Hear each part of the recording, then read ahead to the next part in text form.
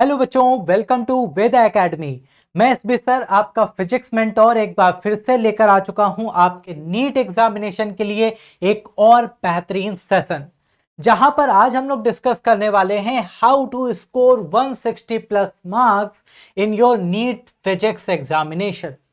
भाई, फिजिक्स जो कि अगर नीट के स्टूडेंट से पूछा जाए कि आपके लिए सबसे टफ सब्जेक्ट कौन सा बनता है, बायो, केमिस्ट्री या फिजिक्स, तो अक्सर आप लोग आंसर करते हो सर फिजिक्स बड़ा टफ है। पता नहीं क्यों, बल्कि अगर डीप एनालिसिस करी जाए तो कहीं ना कहीं आपको बायो में ही दिक्कतें हो जाती है।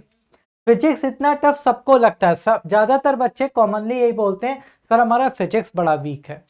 कैसे प्रिपेयर करें, क्या पढ़ लें फिजिक्स में कि एक अच्छे मार्क्स गेन करके हम अपनी रैंक को बूस्ट कर सकें। अब आपके एग्जाम में कम टाइम बचा हुआ है, लगभग 100 दिनों का समय है, तो इस 100 दिन को यूटिलाइज करना है। और फिजिक्स को कैसे पढ़ना है कि आप ये 160 प्लस आसानी से गेन कर सकते हैं। अभी तक आप जो भी मार्क्स ला रहे हैं अपने मॉक टेस्ट में, जितना सिलेबस हुआ है उसके अकॉर्डिंग, आप उस मार्क्स में आप मान के चलिए, अगर आप इस स्ट्रेटजी को फॉलो करते हैं तो आप बहुत अच्छे मार्क्स गेन कर सकते हैं। 160 प्लस तो आप आराम से ला ही सकते हैं। तो उसके लिए क्या होनी चाहिए स्ट्रेटजी, आइए इस सेशन में हम लोग डिस्कस करते हैं। सबसे पहले यहां पर बात करते हैं कि आखिरकार हमें अगर अपने मार्क्स इंप्रूव करने हैं अपने नीट एग्जामिनेशन में, तो क्वेश्चन किस बेस पर मिलते हैं वो समझना जरूरी है। तो प्यारे बच्चे ध्यान से समझिएगा, जो जो चीजें बता रहा हूं बहुत इंपॉर्टेंट है। क्वेश्चन आपके बेस्ड होते हैं दो चीजों पर, एक होता है आपका कॉन्सेप्ट, और साथ में आपको मिल जाते हैं यहां पर फॉर्मूला। ठीक है, कॉन्सेप्ट बेस्ड और फॉर्मूला बेस्ड, इस दो बेस पर आपको क्वेश्चन इन नीट में मिलते हैं। क्यों ऐसा होता है? रीजन बहुत आसान है, जेई से बहुत अलग है नीट, बहुत सिंपल सा रीजन है। आपको यहां पर टोटल क्वेश्चन कितने मिलते हैं? 50। आउट ऑफ 50 आपको अराउंड 45 क्वेश्चन सॉल्व करने होते हैं। ठीक है, अब आप मान के चलो कि आप 50 क्वेश्चन है, 45 क्वेश्चन है, ये 45 क्वेश्चन जो आपको करने हैं उसके लिए आप टाइम कितना ले रहे हो? सर मैक्स टू मैक्स 3 घंटे के एग्जाम में 1 घंटे, 1 आवर, है ना। 1 आवर अगर आप ले रहे हो यानी कि 60 मिनट, तो आप जरा देखो कि आप कितना टाइम ले रहे हो यहां पर। तो यहां पर आप टाइम ले रहे हो 60/45।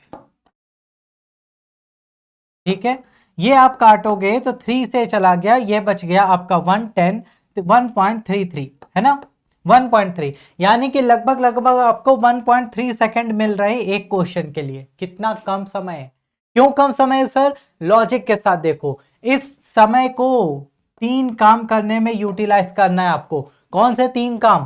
पहले तो क्वेश्चन को रीड करना है, ठीक है, रीड भी करना है और साथ में समझते चलना है। ये नहीं कि एक बार पढ़ लिया एक बार समझ रहे उसी में समय खा गए।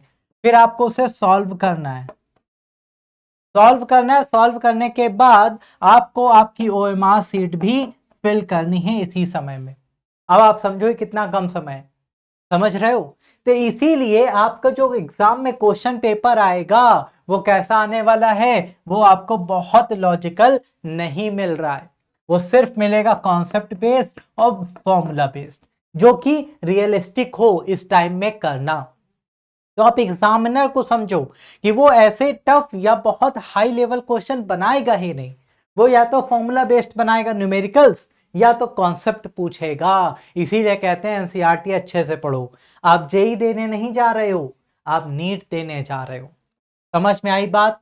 तो आपका पेपर जो है बहुत ज्यादा टफ नहीं आना है, easy to moderate level of physics आपके लिए सफिशिएंट है। आपको बहुत डीप नॉलेज की जरूरत नहीं पड़ती। बात क्लियर हो गई? एकदम आसान। चलिए, अब क्वेश्चन का टाइप कैसा आएगा? आपको 3 टाइप के क्वेश्चन आपके एग्जाम में देखने को मिलेंगे। कौन कौन से टाइप के? पहला आपको मिलेगा डायरेक्ट कॉन्सेप्ट बेस्ड। कोई भी कॉन्सेप्ट है, फॉर्मूला है, कोई भी लॉजिक है, उससे बेस्ड आपको डायरेक्ट क्वेश्चन मिल जाएगा। भाई पूछ दिया न्यूटन्स लॉस है, वर्क पावर एनर्जी है, या फिर रोटेशनल मोशन का कोई कॉन्सेप्ट है, या कोई लॉ है, किरचॉफ्स लॉ है, ग्रेविटेशन से रिलेटेड लॉ है, कैपिटल जी की वैल्यू कभी पूछती तो ये भी आ सकता है। ऐसा नहीं है कि इतना आसान है तो आएगा नहीं, आ सकता है भाई। ठीक है, किसी भी चीज का कॉन्सेप्ट आपको बहुत अच्छे से आना चाहिए। कॉन्सेप्ट बेस्ड क्वेश्चन आपको आपके एग्जाम में 5 से 10% तक देखने को मिल जाते हैं। समझे भाई? तो ये पहला टाइप है जो आपको आपके एग्जाम में मिलेगा।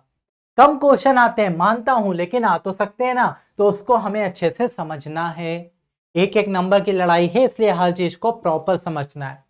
सेकेंड टाइप आपको यहां पे जो मिलेगा वो क्या मिलेगा? वो मिलेगा एप्लीकेशन बेस्ड। एप्लीकेशन बेस्ड का मतलब किसी भी लॉ से रिलेटेड जो एप्लीकेशन है उससे आपको क्वेश्चन, गॉस लॉ है, गॉस लॉ के इतने सारे एप्लीकेशन है, कोई भी क्वेश्चन उठा के पूछ दिया। समझे?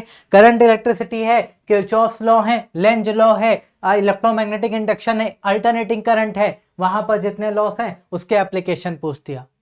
आपके पास लेंस फॉर्मूला है, आपके पास टेलीस्कोप है, आपके पास माइक्रोस्कोप है, उससे रिलेटेड जो भी एप्लीकेशंस हैं वो सब बेस्ड क्वेश्चन यहां से आपको मिल जाएंगे, जिसका परसेंटेज 10 से 15% क्वेश्चन यहां से आ जाते हैं।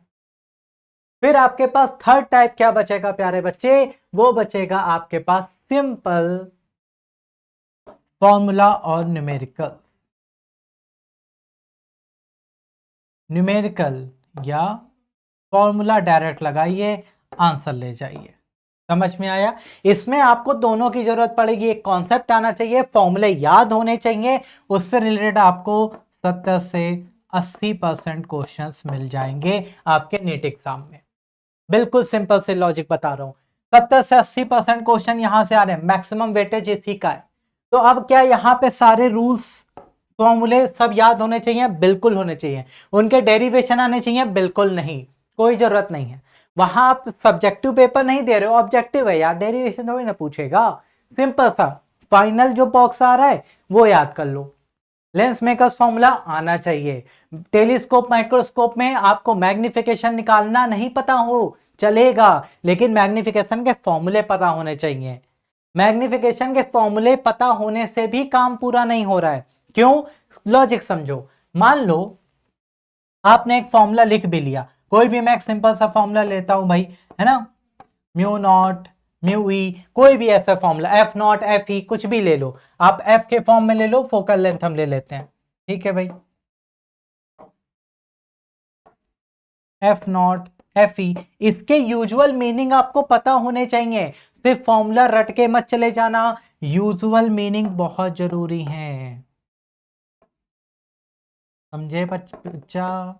यूजुअल मीनिंग क्यों जरूरी है? अब आपको पता ही नहीं एफ नॉट क्या है, एफ ई क्या है, फॉर्मूला आता है, कहां रख दोगे? तो ये चीज पे खास गौर करिए। 3 टाइप के आपके क्वेश्चन आर बन रहे हैं, तो यहां पे डायरेक्ट कॉन्सेप्ट आपको पता होने चाहिए, यहां आपको उसके एप्लीकेशंस पता होने चाहिए, यहां आपको फॉर्मूले तो आते हैं, बट अगर आपको उसके यूजुअल मीनिंग नहीं पता है, उसके अंदर आने वाले टर्म्स के, तो भी कोई फायदा नहीं होने वाला है। तो कोई भी फॉर्मूला याद करिए, कुछ भी याद करिए, बिल्कुल रटिए, लेकिन उसके यूजुअल मीनिंग जरूर समझिए। तो उस फॉर्मूले के अंदर जो जो टर्म आ रहे हैं वो आपको क्लियर होने चाहिए, तभी तो न्यूमेरिकल लगा पाओगे। ये ऐसे ही हवा में उड़ा दोगे? बोलो सही है कि नहीं, तो एक थम्स अप जरूर लगा देना। तो ये चीज आपको दिमाग में रखकर चलनी है कि क्वेश्चन जो टाइप है वो 3 है, सबसे ज्यादा वेटेज इसका है, तो इस पे खास फोकस करके चलना है आपको। बात क्लियर हो गई बच्चे? एकदम बढ़िया। चलें आगे बढ़े, नेक्स्ट पार्ट। अगला पार्ट मैं आपको बता रहा हूं, अभी तक हमने ये बताया कि फिजिक्स में क्या करना है, किस तरह से करना है, कैसे बेस्ड क्वेश्चन आते हैं, वो जरूर देखिए। डीपीपी करें चाहे पीवाईक्यू करें, इसमें इस चीज का खास ध्यान रखें कि जैसे क्वेश्चन आ रहे हैं उससे रिलेटेड सारी चीजें आपको पता होनी चाहिए। ठीक है, चलिए नेक्स्ट है, अपना सिलेबस जरूर कंप्लीट करें। आप जेई देने नहीं जा रहे हैं, आप नीट एग्जाम देने जा रहे हैं, तो कंप्लीट सिलेबस आपको पढ़ना ही पड़ेगा। कंप्लीट सिलेबस पढ़ना ही है, आपको कुछ भी छोड़ना नहीं है। आपके सिलेबस में 28 चैप्टर्स हैं 11 12 मिलाकर, और अब अगर आप पिछले कुछ सालों का पेपर देखें तो आपका जो 12th का जो वेटेज है एज कंपेयर टू 11th के वेटेज से वो थोड़ा सा ज्यादा है। ठीक है भाई, वो बढ़ता जा रहा है। वो बढ़ता जा रहा है, मतलब 12th के चैप्टर्स और टॉपिक्स पर ज्यादा फोकस करेंगे एज कंपेयर टू 11th। वहां से ज्यादा क्वेश्चन आ रहे हैं पिछले कुछ सालों से, तो इसको बहुत अच्छे से तैयार करना है आपको। बात समझ में आ रही है? तो सिलेबस पूरा पढ़ना है, कुछ भी छोड़ना नहीं है, क्योंकि कॉन्सेप्ट बेस्ड क्वेश्चन है, फॉर्मूला बेस्ड क्वेश्चन है, तो कहीं से भी आ सकते हैं। क्लियर है? तो आपको ये तो दिमाग में लिखना ही नहीं है कि भैया कम पढ़ लेंगे, जितना पढ़ा उतने से काम चल जाएगा। नहीं, सब पढ़ना है, सब पढ़ना है। और 12th पे थोड़ा सा ज्यादा फोकस करेंगे, 12th के चैप्टर्स इंपॉर्टेंट है। अब आइए आपको बताते हैं कि आपको 160 प्लस लाना है तो कौन कौन से चैप्टर्स पर ज्यादा फोकस करके चलना है। चलिए भाई, सबसे पहले इंपॉर्टेंट चैप्टर्स की सीरीज में हम क्लास 11th को ले लेते हैं। क्लास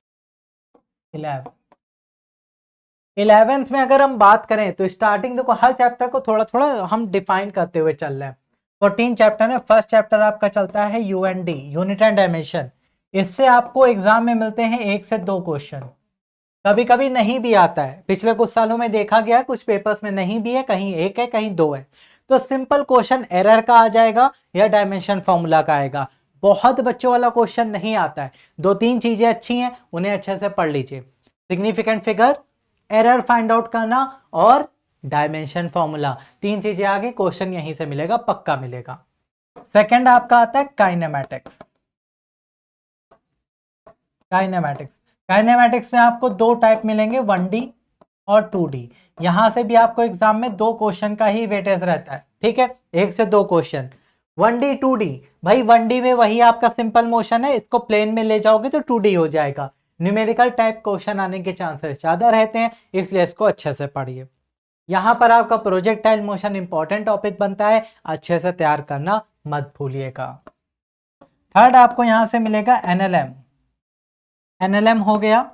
फिर आपके पास आ गया वर्क पार एनर्जी, और फिर आपके पास आ गया रोटेशनल मोशन। ये तीनों चैप्टर कंबाइंड फॉर्म में बहुत इंपॉर्टेंट है आपके एग्जाम पॉइंट ऑफ व्यू से। यहां से आपको आपके एग्जाम में क्वेश्चन देखने को अक्सर मिल रहे हैं, अच्छे क्वेश्चंस आते हैं, न्यूमेरिकल बेस्ड बहुत प्यारे क्वेश्चन आते हैं। ये तीनों चैप्टर्स बहुत अच्छे से तैयार कर लीजिएगा, ठीक है, बहुत अच्छे से कह रहा हूं फिर से आपसे। फिर आगे बढ़ेंगे हम नेक्स्ट पार्ट में। अगर बात करें ग्रेविटेशन, एक क्वेश्चन आपको आपके एग्जाम में दे सकता है, ठीक है। इसके बाद मैकेनिकल प्रॉपर्टीज, ये आपकी 2 टाइप की आती हैं, 2 चैप्टर इसमें कंप्लीट होते हैं, सॉलिड का और लिक्विड प्लस गैस, जिसे आप नाम दे देते हैं फ्लूइड्स, ठीक है। अगर फ्लूइड की बात करें वहां से भी आपको क्वेश्चन अच्छे मिल सकते हैं, लेकिन एक ही एक क्वेश्चन मिल सकता है, बहुत ज्यादा कुछ खास या ज्यादा नंबर ऑफ क्वेश्चन नहीं आते। तो इसलिए इसके लिए आपको मेन कॉन्सेप्ट पे फोकस करना ही चाहिए। फिर आपके पास आ जाता है हीट एंड थर्मोडायनेमिक्स। पहले ये इंपॉर्टेंट चैप्टर हुआ करता था, बट अब उतना ज्यादा नहीं बचा, बहुत ज्यादा नंबर ऑफ क्वेश्चंस यहां से नहीं आ रहे हैं। इंपॉर्टेंट फॉर्मूलाज, सारे लॉस अच्छे से पढ़ लीजिए, क्वेश्चन बनेगा तो वहीं से बनेगा, ठीक है। हर तरह की साइकिल इसमें पढ़ लीजिए, हर तरह के फॉर्मूले और लॉस अच्छे से याद कर लीजिए। फिर एनालाइज करते हैं KTG, kinetic theory of gases. यहां से आपको एक क्वेश्चन रेयरली मिल जाता है, तो ये आप अच्छे से इसको जरूर पढ़ के जाएंगे। मेन चीज है, ज्यादा डिटेल में नहीं जाना है। मैं फिर से कह रहा हूं, बहुत डीप नॉलेज की जरूरत नहीं है, कॉन्सेप्ट याद करिए, फॉर्मूले हर चैप्टर के तैयार करिए, आपको बहुत बेनिफिट होने वाला है, ठीक है। फिर आपके पास आ जाता है नेक्स्ट पार्ट आपका वेव्स। इसी में आपको मिलेंगे एसएचएम, इसी में आपको मिलता है ऑसिलेशन, और इसी में आपको मिलता है साउंड। यहां से डॉपलर इफेक्ट हो गए, एसएचएम हो गया, ऑसिलेशन हो गया, ये कुछ ऐसे टॉपिक्स हैं जहां से आपको इंपॉर्टेंट क्वेश्चन दिख जाते हैं। तो इस तरह से आप अपने चैप्टर्स के इंपॉर्टेंस को समझिए, ये कुछ ज्यादा ही इंपॉर्टेंट है, तो इस पर फोकस ज्यादा करिए, ठीक है। इनसे आपके क्वेश्चन ज्यादा बनते हैं, इनसे आपको 1-1, 2-2 क्वेश्चन का रेशियो रहता है, तो अच्छे से समझ के मेन चीजों पे फोकस करते हुए आगे बढ़ सकते हैं, ठीक है। ये आपका 11th क्लास इस तरह से डिफाइन हो रहा है। अब बात करते हैं 12th की। चलते हैं जरा 12th से दोस्ती करते हैं। क्लास 12, जब आप क्लास 12th में जाओगे तो आपका इलेक्ट्रोस्टैटिक्स सबसे पहला इंपॉर्टेंट चैप्टर। इलेक्ट्रोस्टैटिक्स में आपके पास electric field, electric charge, current, electricity, सारी चीजें, कैपेसिटर, और ये सब आपके इसी में आते हैं। मोस्ट इंपॉर्टेंट में आपको इसे अच्छे से प्रिपेयर कर लेना है, बहुत अच्छे से तैयार करना है। सेकेंड पार्ट आपका जो आता है वो मैग्नेटिज्म का आता है। मैग्नेटिज्म में एज कंपेयर टू इलेक्ट्रिसिटी आपको कम क्वेश्चंस मिलते हैं, जहां आप मैग्नेटिक प्रॉपर्टीज पढ़ते हैं। करंट इलेक्ट्रिसिटी से आपका ये चालू हो जाता है, मैग्नेट क्या है, प्रॉपर्टीज क्या है, किस तरह से बिहेवियर होता है, यहां से आपको क्वेश्चंस अच्छे देखने को मिल सकते हैं, इसलिए फोकस ध्यान से करेंगे। यहां से आपके छोटे छोटे चैप्टर्स कुछ चालू होते हैं, जैसे AC, EMI, electromagnetic induction plus electromagnetic wave. ये तीनों ही छोटे छोटे चैप्टर्स है, बट इनमें लॉस बड़े प्यारे प्यारे हैं, है ना, अच्छे लॉस हैं, जैसा यहाँ पर आपको मिल जाते हैं, है ना। अगर बात करें इलेक्ट्रोमैग्नेटिक वेव्स, तो यहाँ पर आपको बढ़िया बढ़िया नियम मिलते हैं, चाहे वो जनरेटर से बेस्ड हो, चाहे आपके पास लेंज लॉ हो, ये सब यहीं मिलते हैं। एसी में छोटू चैप्टर है, लेकिन न्यूमेरिकल बड़ा प्यारा बनाता है। एसी सर्किट एलसीआर हो, चाहे आर एल सी तीनों अलग अलग हो, चाहे ट्रांसफार्मर हो, उससे बेस्ड न्यूमेरिकल बनने के चांसेस रहते हैं। और इलेक्ट्रोमैग्नेटिक वेव्स तो बहुत प्यारा है, छोटू सा प्यारा क्वेश्चन आएगा, इसमें कोई खास फॉर्मूले है नहीं, एक दो फॉर्मूले हैं, बाकी थ्योरी है, तो ये आपका याद करने वाला चैप्टर है। समझ गए भैया? तो इससे आपको छोटू छोटू चैप्टर्स तैयार करने में कम टाइम लगेगा, तो आप बढ़िया से प्रिपेयर कर सकते हो। नेक्स्ट पार्ट में आपको यहां मिलता है ऑप्टिक्स। ऑप्टिक्स आपकी दो तरह से डिवाइड होती है, एक रे ऑप्टिक्स और एक वेव ऑप्टिक्स। रे और वेव ऑप्टिक्स मिलाकर 2 से 3 क्वेश्चन आपके एग्जाम में आ सकते हैं। तो भैया 2 से 3 क्वेश्चन के लिए रे ऑप्टिक्स में ज्यादा फोकस करिए, क्योंकि वहां बड़ा चैप्टर है, काफी सारी चीजें आती हैं। वेव ऑप्टिक्स में 3-4 फिनोमिनास हैं, इंटरफियरेंस, डाइफ्रैक्शन, पोलराइजेशन। फॉर्मूले याद कर लीजिए। इसमें आपका young double slit most important है, ठीक है। YDSC young double slit experiment से क्वेश्चन अक्सर आया है, तो इसको बहुत अच्छे से प्रिपेयर करने की आपकी जिम्मेदारी है, उसको तैयार जरूर करेंगे। फिर आपका मोस्ट इंपॉर्टेंट जो क्लास 12th में है और सबसे ज्यादा नंबर ऑफ क्वेश्चन बनाता है, वो कौन? वो है सर मॉडर्न फिजिक्स। भैया इस पर पूरा फोकस। और सबसे मजे की बात पता है क्या है? मॉडर्न फिजिक्स में जितने भी चैप्टर हैं वो बड़े प्यारे प्यारे छोटू छोटू से हैं। जैसे यहां आपको मिलेगा एटम, यहां आपको मिलेगा न्यूक्लियाई, यहां आपको मिलेगा फोटो इलेक्ट्रिक इफेक्ट, यहां आपको मिलेंगे सेमीकंडक्टर यानी कि इलेक्ट्रॉनिक्स। ये 4 चीजें आपको मिलेंगी। डुअल नेचर यहीं मिलेगा, डुअल नेचर, ये सब आपको यहीं मिलेंगे। ये छोटे छोटे से टॉपिक हैं जो आप एक एक दिन में तैयार कर सकते हैं, बहुत ज्यादा डिटेल में है ही नहीं। तो अगर आप इन टॉपिक्स को बहुत अच्छे से पढ़ लेते हैं, तो क्लास 12th का मोस्ट इंपॉर्टेंट पार्ट यही आपका बनने वाला है। क्योंकि आपको पता है कि नीट में बहुत डिटेल्ड या हाई लेवल क्वेश्चन नहीं आते, modern physics important role play करती है। यहां से सबसे ज्यादा क्वेश्चंस मिलेंगे और अक्सर आ भी रहे हैं नीट एग्जाम में, तो इसलिए ये 5 चैप्टर तो एकदम दिमाग में रख के एकदम घोल के पी जाओ, समझो, ऐसे करना तैयार। समझ गए भैया? तो ये इंपॉर्टेंट है आपके लिए। क्लियर एकदम अच्छे से? चलिए अब बात करते हैं वो चैप्टर्स जिनसे आप 150 के अराउंड आसानी से पहुंच सकते हैं। कौन कौन से चैप्टर का कॉम्बिनेशन सबसे ज्यादा मार्क्स देता है, उसे समझ लेते हैं। सबसे पहले देखो, हमने आपको 11 12 अलग करके दिखा दिया भैया? हाँ सर। तो अगर यहां पर आप चलें 12th को लेकर, तो सबसे पहला पार्ट है मॉडर्न फिजिक्स प्लस ऑप्टिक्स। ये आपको कितने मार्क्स दे सकता है? अगर आप देखें, सबसे इंपॉर्टेंट की बात कर रहे हैं बच्चे, ध्यान दीजिएगा, ठीक है। Electrostatics plus current electricity plus magnetism. Magnetism से यहां कम क्वेश्चन आते हैं, इसलिए मैं इसको अंडरलाइन कर रहा हूं। ये 2 पे ज्यादा फोकस करिएगा, ठीक है, ये तो आपके लिए मोस्ट इंपॉर्टेंट है, तो बॉक्स में बंद कर दिया। ठीक है, चलो इलेक्ट्रिसिटी, करंट इलेक्ट्रिसिटी और इलेक्ट्रोस्टैट्स और मैग्नेटिज्म को जोड़ें तो कितने क्वेश्चन आ सकते हैं उसको हम यहाँ पे समझेंगे। फिर 11th में आते हैं। 11th में जैसा कि हमने कहा NLM plus work power energy plus rotational motion, ये 11th के 3 ऐसे चैप्टर हैं जो बहुत अच्छे मार्क्स आपको दे सकते हैं आपके एग्जाम में। और फिर आपके पास आता है gravity, gravitation plus heat and thermodynamics,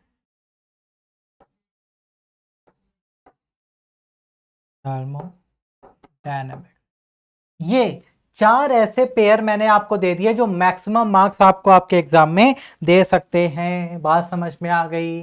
तो उसके अकॉर्डिंग आइए देखते हैं इनके मार्क्स किस तरह से मैक्स आ सकते हैं। मॉडर्न फिजिक्स या ऑप्टिक्स की बात करें तो आपको 12 से 14 क्वेश्चंस, 12 से 14 क्वेश्चन, अगर मैं 14 मान के चलूं तो 14 4 जा कितना होता है भाई, 56 मार्क्स आप यहां से ला सकते हैं आराम से। समझ रहे हो कितने ज्यादा नंबर अकेले ये 2 पार्ट आपको दे रहे हैं। मॉडर्न फिजिक्स पहले का है, बहुत इंपॉर्टेंट है बच्चा। इलेक्ट्रोस्टैटिक्स, करंट इलेक्ट्रिसिटी की अगर बात करें तो आपको यहां से मिल जाएंगे 5 से 6 क्वेश्चन। अगर मैं 6 क्वेश्चन का वेटेज लेकर चलता हूं तो 6 4 24 मार्क्स आपको यहां से मिल जाएंगे। एनएलएम डब्ल्यूपी रोटेशनल आपको 8 से 10 क्वेश्चन देखने को मिल जाएंगे आपके एग्जाम में। 8 से 10 क्वेश्चन अगर यहां पर देखने को मिल रहा है तो सीधा सीधा आपके 40 नंबर आ रहे हैं, देख रहे हो भैया। इसके बाद आता है ग्रेविटेशनल हीट और थर्मोडायनेमिक्स, जहां पर आपको कितने क्वेश्चन मिल जाएंगे, लगभग सर हम मान के चलें तो 5 क्वेश्चन आराम से मिल सकते हैं। 5 क्वेश्चन अगर यहां से मिल रहे हैं तो 20 मार्क्स आपके यहां से आ गए। तो अगर आप इनका ऑन एन एवरेज टोटल देखें तो 14 6 20 10 30 35 क्वेश्चन आपको लगभग यहीं से मिल रहे हैं और आप मार्क्स यहां से गेन कर रहे हैं 120 30 लगभग 140 प्लस। समझ रहे हो, ऑन एन एवरेज की बात कर रहा हूं, यानी कि 160 प्लस हमारा टारगेट है तो 140 तो हमें यहीं से मिल रहे, इतने से ही। तो इतनी चीजें अगर आप बहुत अच्छे से तैयार कर लेते हो, जहां मॉडर्न फिजिक्स को जरूर पढ़ के जाना, तो आपके अच्छे मार्क्स आसानी से आ सकते। आई होप आपको इस स्ट्रेटेजी के साथ तैयारी करने में मजा आएगा और आप बढ़िया से ज्यादा प्रैक्टिस पर फोकस करके तैयारी करेंगे तो आप पूरे फील के साथ ये मार्क्स आसानी से गेन कर सकते हैं।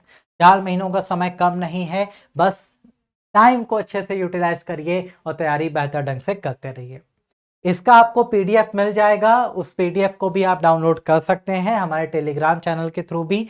तो टेलीग्राम से जुड़ने के लिए आप टेलीग्राम का जो लिंक है वो डिस्क्रिप्शन में आपको मिल जाएगा, नहीं तो वेदा 12E ये आपका जो चैनल है इससे आप जुड़ सकते हैं, जिसके थ्रू आपको ये पीडीएफ भी अवेलेबल करा दिए जाएंगे। ठीक है, और डिस्क्रिप्शन में भी आपको लिंक मिल जाएगा। ओके गाइस, तो चलिए इसी के साथ आपका ये सेशन कंप्लीट, मिलते हैं नेक्स्ट क्लास में कुछ और नया लेकर।